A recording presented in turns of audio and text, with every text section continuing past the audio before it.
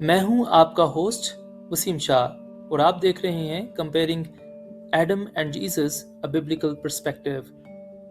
بمطابق رومیو 5واں باب اس کی 12ویں آیت سے 19ویں آیت اور پہلا کرنتھیوں 15واں باب اس کی 45ویں آیت سے لے کر 49ویں آیت تک یہاں پہ مرقوم ہے کہ آدم کو پہلا انسان کہا گیا جس کے ذریعے گناہ اور موت دنیا میں وارد ہوئی۔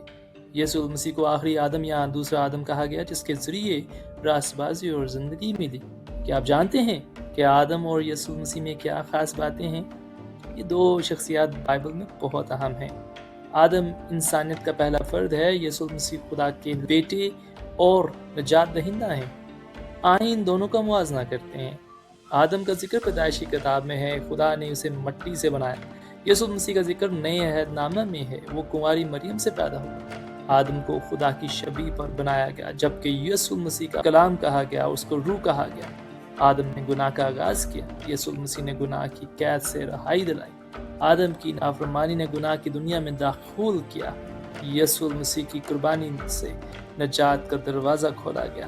آدم نے باغ عدن میں زندگی کو چنا، یسوع مسیح نے صلیب پر اپنے آپ کو قربان کیا۔ ایک مثال سے سمجھتے ہیں، آدم ایک باغ میں زندگی گزارتا تھا، یسوع مسیح نے دنیا میں آ کر محبت کا پیغام دیا۔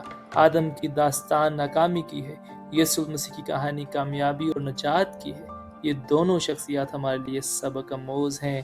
آدم ہمیں انسان کی کمزوری دکھاتا ہے، یسوع مسیح ہمیں امید اور نجات کی راہ بتاتے ہیں۔ آج ہم نے دیکھا کہ آدم اور یسوع مسیح میں کیا فرق ہے۔ آدم کی کہانی گناہ ہے، یسوع مسیح کی کہانی محبت کا پیغام ہے۔ اگر آپ کو یہ ویڈیو پسند آئی ہے تو چینل کو سبسکرائب اور ویڈیو کو لائک کر دیجیے گا۔ نئی معلومات کے لیے ہمارے ساتھ جڑے رہیں۔ جلد ملتے ہیں بائبل کے ایک نئے کردار اور یسوع مسیح کے ساتھ۔ تب تک کے لیے اجازت دیجیے۔ خدا حافظ۔